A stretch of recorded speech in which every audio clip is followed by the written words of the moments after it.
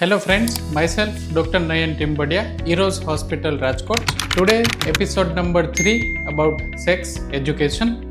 આજનો આપણો ટોપિક છે પ્યુબર્ટી.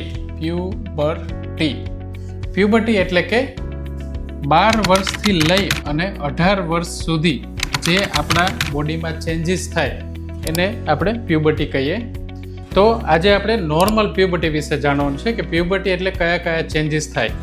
પહેલો ચેન્જ થાય ફિઝિકલ ચેન્જીસ.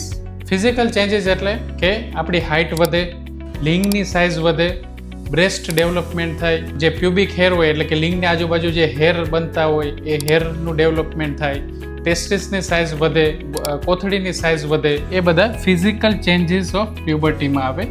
તો ફોર એક્ઝામ્પલ કોઈ પેશન્ટને પેનિસ નાનું છે તો એનો મતલબ કે એનું નોર્મલ ડેવલપમેન્ટ થતું નથી. પછી બીજો ચેન્જીસ આવે ઇમોશનલ ચેન્જીસ.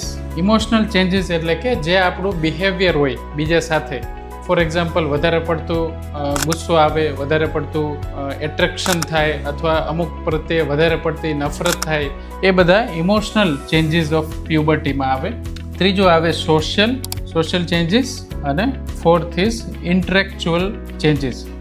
યાદ રાખવા જેવી વાત એ છે કે નોર્મલ પ્યુબર્ટી એટલે કે 12 વર્ષથી જેમ જેમ બાળક મોટું થાય, જેમ એજ વધે એવી રીતે જે લિંગના ફિઝિકલ ચેન્જીસ છે એ થવા જરૂરી છે. ફોર એક્ઝામ્પલ લિંગની સાઇઝ વધવી જોઈએ, આજુબાજુના હેર ગ્રો થવા જોઈએ, બોડીની સાઇઝ વધવી જોઈએ અને જે કોથળી હોય એની સાઇઝ એકંદરે વધવી જોઈએ. ગર્લ્સ ચાઇલ્ડમાં બી બ્રેસ્ટ ડેવલપમેન્ટ જેમ એજ વધે એવી રીતે બ્રેસ્ટ ડેવલપમેન્ટ પણ થવું જોઈએ. કોઈ પણ પ્રકારનું ડિલે પ્યુબર્ટી એટલે કે માની લો કોઈ 17 વર્ષનું છે અને એનું લિંગ બહુ નાનું છે તો એને કહેવાય ડિલેડ પ્યુબર્ટી.